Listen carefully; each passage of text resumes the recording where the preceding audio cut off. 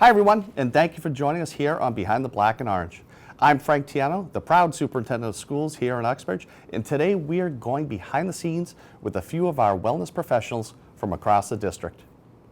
During the first half of our show, we will be joined by our three school nurses, Becky Padula from the Taft Early Learning Center, who also serves as our lead nurse, Kristen Gauthier from the Whiten Intermediate School, and Tara Schiller from Uxbridge High. These medical professionals will provide us with some insight into their unique roles serving in a public school district. When we come back from our break, we will meet Mike Flanagan and Allison Saccone, counselors from the Whiten and high school respectively, who will share some of the needs they are seeing regarding social and emotional learning and our students. After the opening credits roll, we will be right back with the nurses from Uxbridge Public Schools.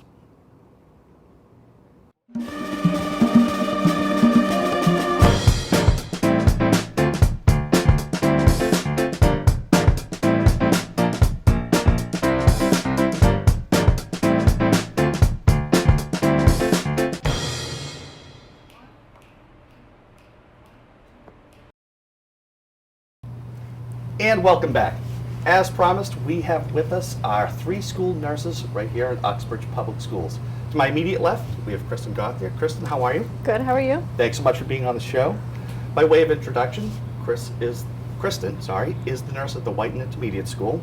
And Kristen, you graduated with a Bachelor's of Science in Nursing from UMass Amherst. Yes. And you started your career in pediatrics at St. Vincent's Hospital. Correct. And for 11 years prior to transitioning to a school nurse about 10 years ago. Correct.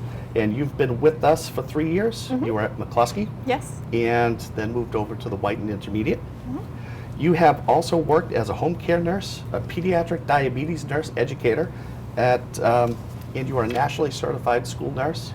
Mm-hmm. And little known fact, you are a yoga instructor. Correct. Providing yoga classes for our kiddos after school at the Correct. Whiten. Yes. Thank you so much for being here. Thank you. Greatly appreciate it. To her left is Tara Schiller. Tara, how are you? Good, how are you? Tara's the nurse here at Uxbridge High School, and Tara has been with us or been a school nurse for 14 years. Mm-hmm. And you started in Bellingham, and you've been with us here at Uxbridge High for the last 5 years. Mm-hmm. You also have a bachelor's degree in nursing, mm-hmm. and from my alma mater, where I got my master's degree at Simmons College, now university. And you were 11 years at Children's Hospital in Boston prior to becoming a school nurse. Mm-hmm. You're a certified pediatric nurse, yeah. And recently a nationally certified school nurse. Mm-hmm. Thanks so much for being on the show. Thank you. And at the very end is our lead nurse for the district, Becky Padula. She's the nurse at the Taft Early Learning Center. And what you didn't see is Becky just arrived here because she was taking care of some of our most fragile children in the district. Becky, thanks for being here as well. Thank you. And you have been here this is your 8th year at Taft. Yes. And your 3rd as lead nurse. Yes. Prior to that, you worked at Milford Regional Medical Center for 13 years in pediatrics. And you worked in IV therapy nurse? Yes. I'm not even sure what that is, but I can guess. Yes. And you graduated from Worcester State with a bachelor's in nursing. You have your DESE license, like the three of you all do, and you also are a nationally certified school nurse. Yes, we are. Thank you so much. That's probably the longest introduction that I've had in terms of talking about bios for our guests. But I feel that's really important and leads into my first question. Mm-hmm. All of us who have gone to school and we've had interactions with the school nurse, fortunately, if for me it was scrapes and bruises from the playground and so forth. Mm-hmm. And oftentimes people wonder, why is it that we need a school nurse? But also, too, what does it take to be a school nurse these days in public schools? And Tara, we'll start with you. A school nurse must have a background and experience to be autonomous in their position because most frequently they're the only medical provider in the building. Mm-hmm. So the background, and experience is really important for the support of staff and students. They have to be a registered nurse. They have to have a bachelor's degree in nursing. They also have to hold a DESE license as well as do teachers. We have to have a national certification in our field, whether it be pediatrics or school nursing. And we also have to be CPR and AED certified. Yes, you do. And you mentioned the word autonomous, and I'm a former elementary principal and middle school principal. And it's interesting, the way you folks are trained, you're trained to follow protocols or people's lives are at stake. Right. In an education where sometimes things are a little bit more gray. And I just know as a principal, if my nurse said this had to happen, oh, it happened, because you're the medical professionals. And do you feel that that can be a heavy burden at times? Do you guys feel that? Yeah, I feel like we use each other a lot for references and kind of bounce things off of each other.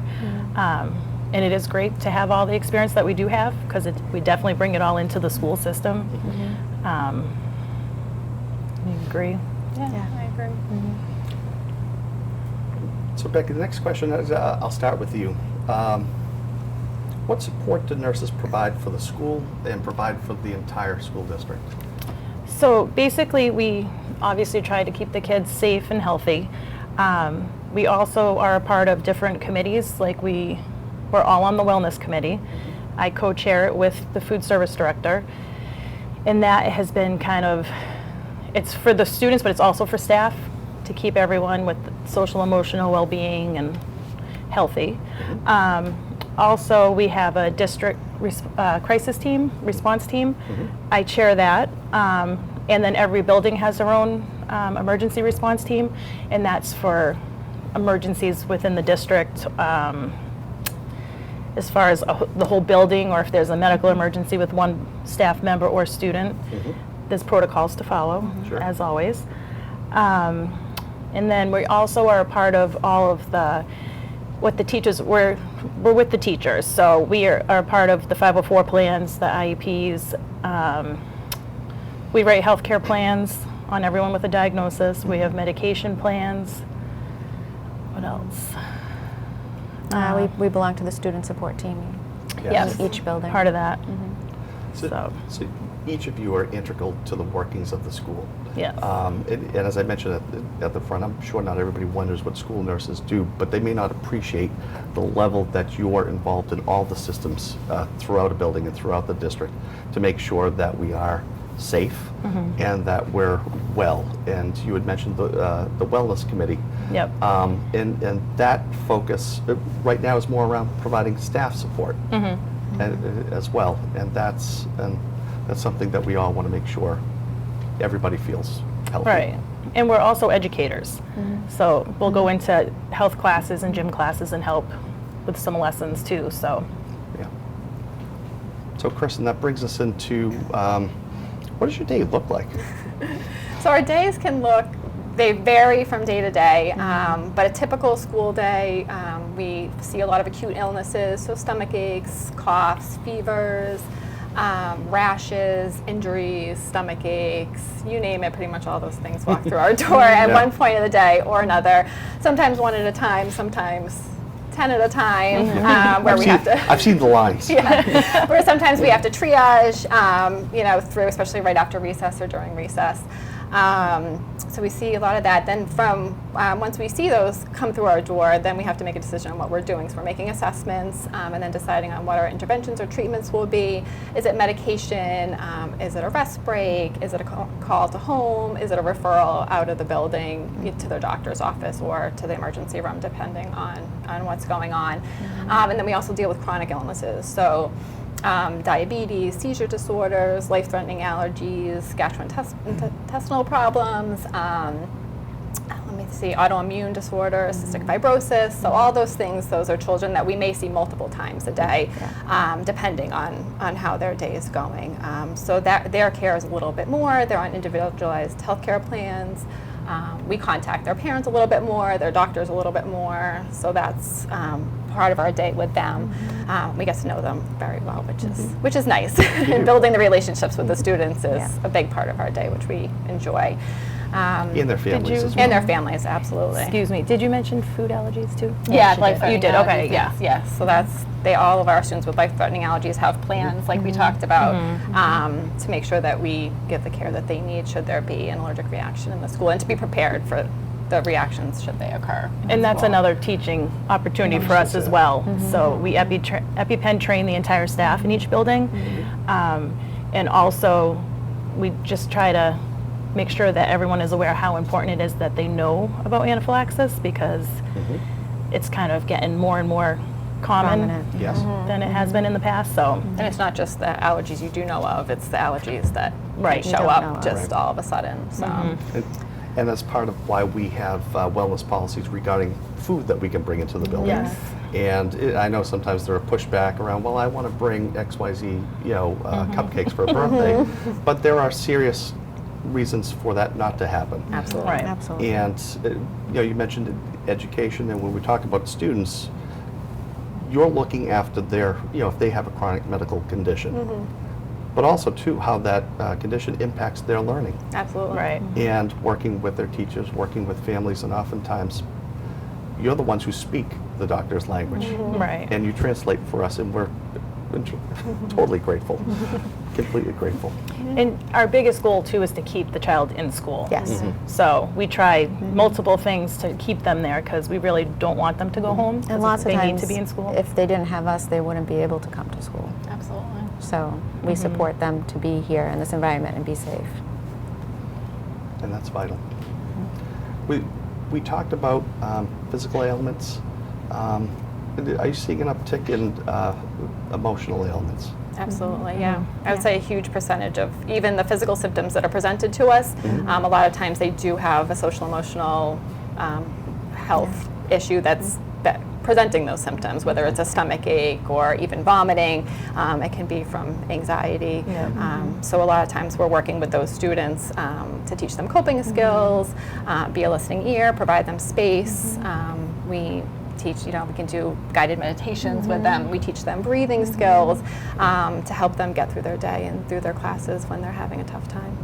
I mean, I have to say that I'm very supported by the counseling team here at UHS. So, either they're supporting those kids with the anxiety, or I'm getting the backdrop of it. But we kind of stay on the same page Yeah. as a team, and it's really important to Between support both those kids. offices, we go Which back is and forth. Which is kind of part of the student support team, Right. Yeah. where we meet every week and we're able to discuss what's going on with every student in need, or And if with we have ad- concerns. And with administration as Yes. well. Yep. So everyone's on the same page. Yeah. And as we're talking about the whole child, we can talk about their academics, but we can talk about their emotional well-being, their physical well-being, their family life, and also too, and we'll probably speak about it in the next segment as well, where we have two of our counselors. But Officer DeVoe is part of our team. He's on our emergency response team, is ad hoc to all of our crisis teams and emergency response teams. In terms of the amount of students you see a day, I know it varies, It does. It Every varies. building's different Yeah. too. Yep. But across the district, we estimated we see about 165 students a day. really. Yes. Yep. That's an average, so it could be a little bit less one day, could be a lot more on another day. It just depends. Depends on the time day. of year too. Yes. Yeah, it does. This time Like of year. right this time of year, it's at its max. Yeah. Yeah, absolutely. But we have vacation coming up soon, so we'll Yep. be able to air the place out. That's right. But also, too, part of your job is screenings. Could you talk about screenings that you're responsible for across the district? So we have to do vision and hearing. That is K through, I do every 10. grade, K through third in my building. Kristen does, it's a little different. Yeah. Yeah. 4, 5, 7 for vision and hearing at my school. I also do 6th grade scoliosis screenings, and then BMI for 4th grade, 7th grade, and then SBIRT for 7th grade. And then Right. Tara has Yeah. to do them as well. 10th grade. And Tara, you work closely, and you do too, Kristen, in terms of our athletic Oh, yes. trainers. Because students are not just with us during the school day, they're with us after school. And there's really, we try to build that community and put our arms around kids, and you folks are just a key component of it. And so I can tell everybody we have 3 excellent nurses here in Uxbridge Public Schools, and our children, our staff are in really good hands. Thank you. I thank Okay. I thank the 3 of you for coming on the show. Thank you for inviting Thank us. you. I Great. Appreciate I it. wanted to share with everybody what it is that you do. And publicly say thank you. Thank you. Folks, when we come back, we will have with us Allison Ciccone and Mike Flanagan from the Whiten and High School Counseling Departments. We'll be back in a few.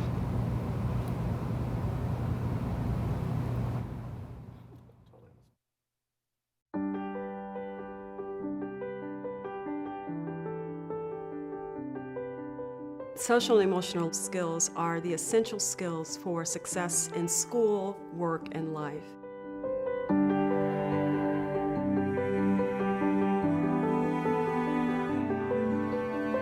Social emotional learning centers their mind and body. It reduces their emotional tension so they can be open to new content and material.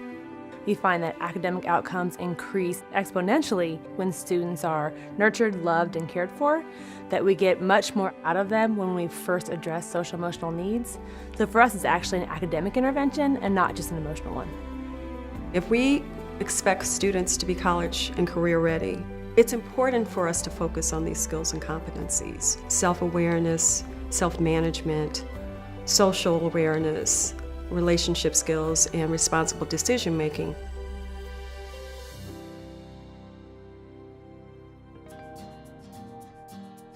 Self-awareness is the ability to identify your emotions, to be able to tie thoughts and feelings to behaviors.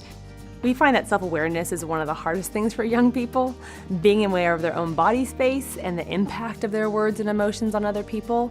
So a lot of the work we do is reflective, through conflict mediation, through circles, through journaling, having them see their own impact on the world and then how to shift that or make a different choice next time. Self-management is the ability to self-motivate, to have self-control, to regulate one's emotions. In the classroom, that may be a breathing exercise, or that might be counting to 5 or taking a break. So with students who don't really know how to deal with their anger or don't really know how to resolve conflict, we're giving them a tool that helps them deal with it in a less stressful way. Social awareness is about embracing diversity, showing empathy for others. Activities might include service learning projects, addressing social justice issues. Role-playing is a great opportunity for students to address how a person might have felt in a conflict on the playground. We're going to see if other people have had some of the very same experiences around bullying that we've had. You're in my boat if you have a bully now. Wow, I see a lot of people. Relationship skills are important in project-based learning. It's the ability to work cooperatively with someone, to resolve conflict. It's the one skill you need your whole life. You may not need calculus tomorrow, but you have to know how to work in relationship, whether it's for a coworker or a life partner. You have to know how to handle conflict and how to handle challenges. Sometimes at recess, Hermione would come over and just start talking about us and saying mean things. Is it your job to make Danae's job at school hard? No, I know it's a form of bullying, and sometimes I'll say sorry to her. So you choose to be someone's ally and make a better choice. Responsible decision-making is considering the well-being for self and others. It's evaluating the consequences for various behaviors or actions. We do this through shared agreements, one-to-one problem solving, or having students debate an issue. If you were like, hey, Kashida, what can how much does an A cost in this class? And you took out your wallet and, and I was like, I think $50 would work. Which one of us would be corrupt in that case? You're the one that's asking for the money? We're truly teaching these students to be productive citizens. We're teaching them life skills. We're teaching them how to problem solve effectively. We're teaching them how to be resilient.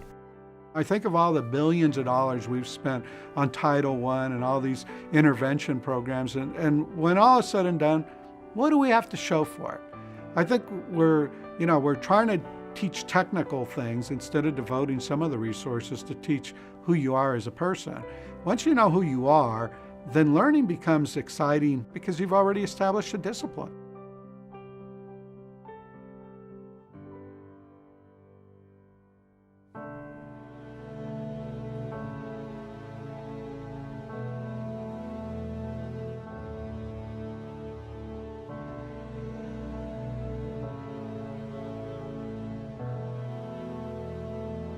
It's important for teachers and principals to understand that it can't be a binder off the shelf. It can't be something that happens from 2:15 to 4:30 on Tuesdays and Thursdays. It has to be part of the school culture. Giving teachers flexibility, giving them a range of skills, giving them different ways that it can look, and allow them to take their own personality and match that to what they want in their classroom has been the best way to get authentic, true practice. If we continue to do what we've always done, we're always going to get what we always got. Is that good enough? I don't think it's good enough for the 21st century. We need to be the outliers to try things that have never been tried and see if they work. What are we waiting for?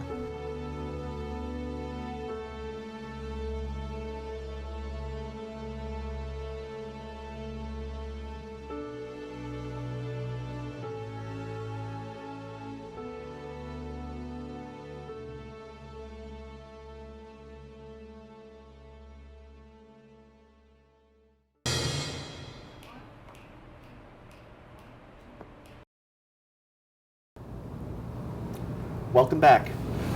With us we have Allison Saccone from Uxbridge High School and Mike Flanagan from Whiten Intermediate.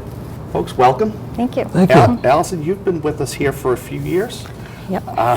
You've been in Uxbridge for 15 years, and this is your 24th year in education, but your 29th year in the mental health field. Prior to Uxbridge High, you worked as a clinician and a clinical coordinator in a residential treatment center for youths, psychiatric hospitals, group homes, and community crisis center providing mental health evaluations. For the past 5 years, you've provided training and consultation to area schools regarding mental health, social thinking, and social emotional learning. You run your own art studio in Bellingham, not that we're putting in a plug, but it's and you're a registered art therapist as well. And you've participated in over 60 hours of training in social thinking. And Mr. Flanagan, thank you for being here. Yeah, thanks for having me. Greatly appreciate it. You've been with us in Uxbridge for 19 years, and that's coincides with your 19 years in education, so Yes. all with us, Yes. thank you.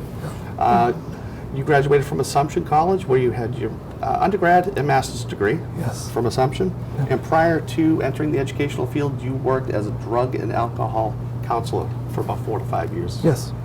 And so, I share your background as I did with our school nurses, because the level of expertise that we need in our school districts, you folks provide for us, and we're grateful that you do. And thank you for joining us here today on the show. I'm just going to start off with it. Allison, you are an adjustment counselor, and Mike, you are a guidance counselor. Let's just set the record straight.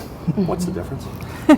It's a good question. Yeah. So I think for at least a high school level, well, actually all the schools in the district have an adjustment counselor. So we primarily focus on any social emotional issue that a student or family might be struggling with. So at the high school level, every student has a guidance counselor, and they can handle some of the social and emotional issues, but they're primarily focused on scheduling and career readiness, and more of a focus of that, where we sort of handle more of the social emotional end of it. Would you concur, Mike? And at the middle school, I think we are a little more interchangeable. We kind of work together with our adjustment counselor, Amanda DeStefano, where as a guidance counselor I focus on academic needs of students, helping organizational strategies. But on a day-to-day basis, certainly there are other things that that we're faced with in our office, whether it's anything to do with the social emotional piece that students are dealing with day to day. So for sure, It's all hands on deck. it is. Really. It is absolutely. And what we heard in our first segment with our school nurses is that we take the team approach. Yes. And we do that at the school level, team level, district level.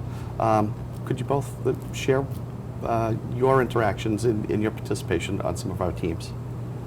Yeah, so at the high school level, we have a student support team meeting that meets weekly, and that's adjustment counselor, school psychologist, all the guidance counselors, administration, nurse, behavior specialist, school resource officer, and so we're really just getting together to triage any supports that kids need, and also looking at programmatically what we need for the whole school. So that's one team. We have a crisis team that we're involved in. We had a recent death in the community that we were involved in helping support. And so that's been a really nice community piece too, that all the schools can be connected and we can sort of help and support each other in that. We have some specialized programs in the high school, so we work in that too, and we have different teams that meet together to discuss those higher risk kind of students. And very similar at the middle school, we have the SST team that we meet every week just to, again, talk about any of the needs that come up for the students that are in crisis. And the same thing involves resource officer, principal, vice principal, school adjustment counselor, and myself. So, as well as we have a school crisis team that we meet on a monthly basis as well. Yep. And it sounds like you work globally. You both participated on our district-wide SEL team, and so we're looking at the needs across the district, and then down to the granular level could be a team, a classroom, or it could be a specific student, family. Yeah. And you folks share families, and or they come from Whiten up to the high school. Yeah. And I appreciate the collegiality and the professionalism that you folks can deal with each other. And you're right, Allison, the amount of support counselors, particularly at the high school, be able to provide OLV during the time of need is something that we provide for each other, but also too for the community. They're all our kids. Yeah. You both had mentioned social emotional learning, and that's I've been in education 30 years, and we've always worked to help kids as entire people. But the needs have changed in my time in education, and I know you folks have seen this in the school. Can you give us your definition of social emotional learning, and then if we could segue into what are the needs that we see here that folks may not even know about? I mean, I think I look at social emotional learning as those soft skills, but those lifelong skills that I sort of joke with kids sometimes that they're actually more important than math or English. Yeah. Don't go tell your math teacher that, but I think just building relationships, having empathy, problem solving, being self-aware, knowing how to manage your emotions, because all of those skills you're going to need for the rest of your life, whether it's in your career or in your family or just in relationships. And so as educators, I feel like we're really responsible to help students with that. It's not just the direct curriculum, but also helping people, students and staff and families, understand that there's brain science connected to that, and that brains actually work better and can take in information better when kids are calmer, when they're less stressed. And so helping kids just manage all of that. And as I think the needs of kids have increased, and that's not anything unique to Uxbridge, I mean, we've seen that throughout the nation, with increased anxiety, depression, just lack of like community opportunities sometimes, where kids aren't playing in their neighborhoods, they're not growing up learning some natural social skills, so we're sort of left, you know, taking care of that and helping kids learn about that so that they can be more productive and less stressed and do better in school and ultimately just be happier, healthier kids. Yeah. Yeah. It's, I mean, you said it, pretty much everything, but it is.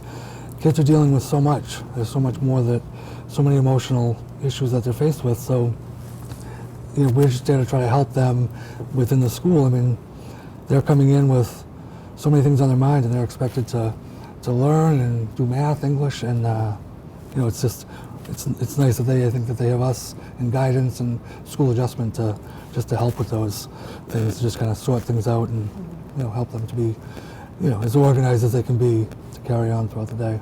And I think people might start hearing those buzzwords like SEL, because that's a push from the Department of Ed too, so lots of school systems are starting to have more of a focus on this. And I think one of the goals that we have, and I have personally, is to provide more information to families in the community about that and what that looks like, so that the skills we're working on with kids here in school can translate back in home environments as well. And that's important. And it starts, you know, when the children are little.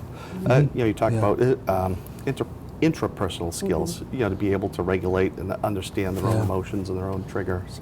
And then the interpersonal piece for them to be able to show empathy and understand how another child or adult is feeling.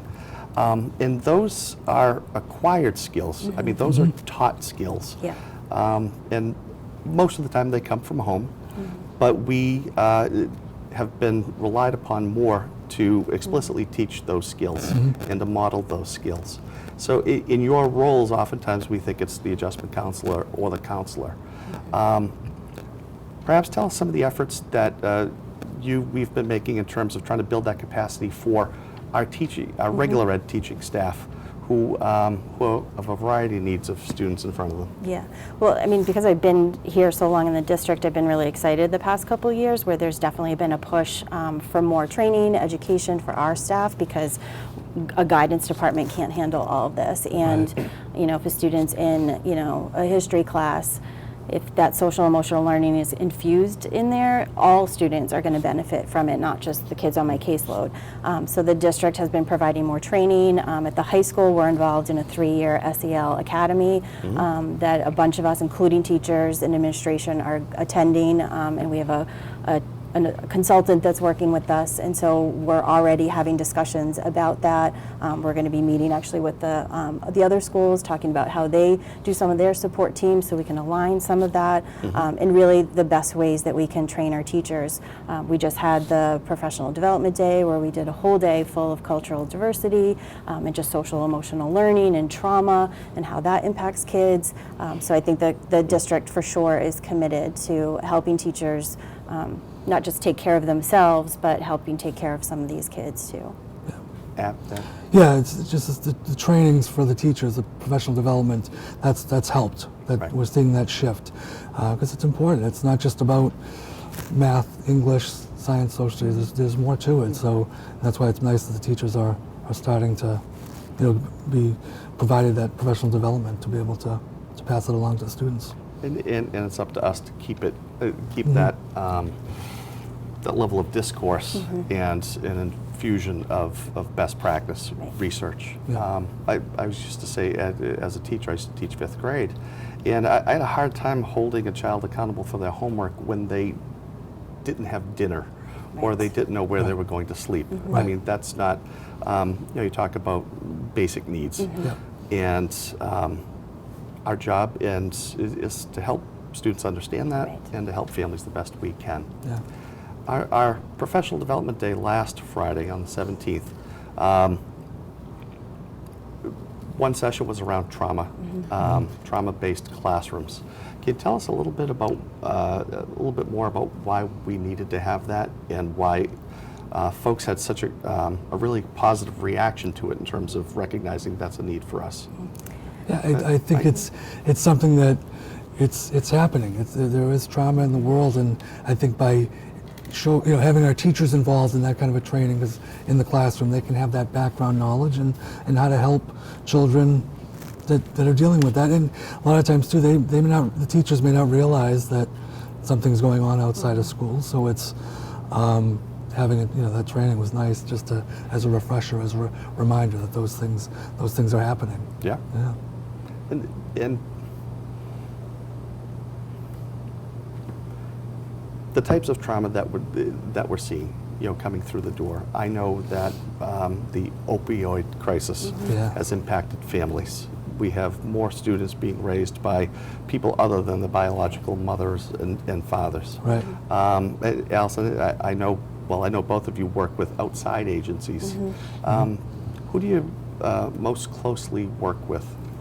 Well, I think one of the things we've underestimated as a community is our interagency group, which we meet monthly at the police station, and it's all folks that are in some sort of helping field, and so there's so much support there. So we've had discussions there of somebody that's homeless or somebody that is drug addicted, and how do they get supports around that. And so I think for us, we've been really fortunate that if an issue is presented to us where somebody's in need of something, we immediately know who to go to, and I think that's such a huge benefit. It's also actually led to some internships for our students as well. So that's been another kind of added bonus to it.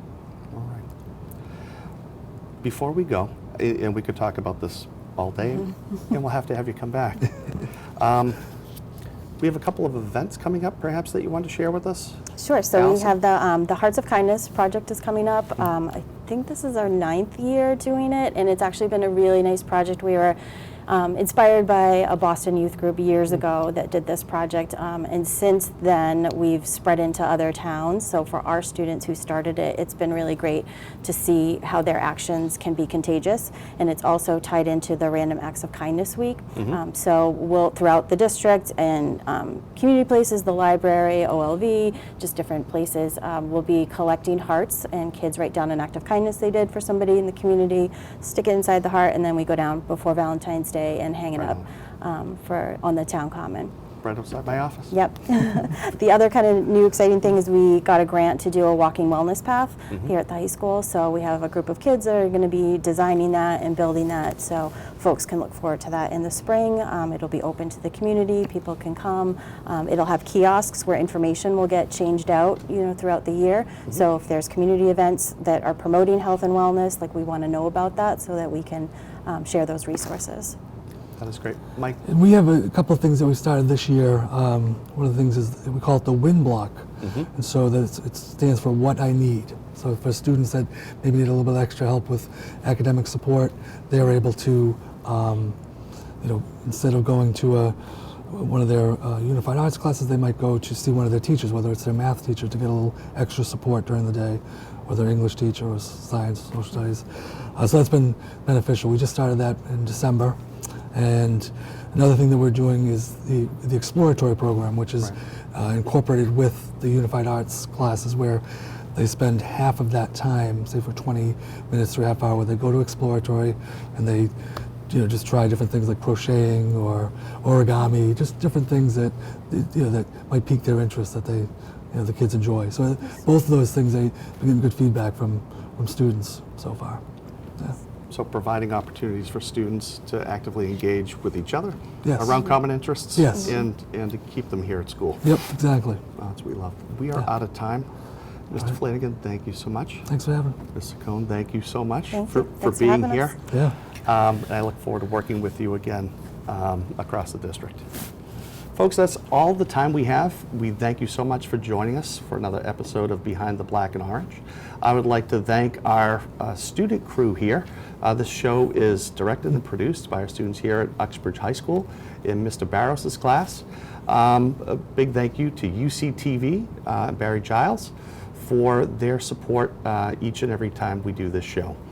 For more information about anything that you've heard on this show, go to uxbridgeschools.com, or to see all the great programming on your local cable, go to uctv.org. Until next time, I'm Frank Tiano.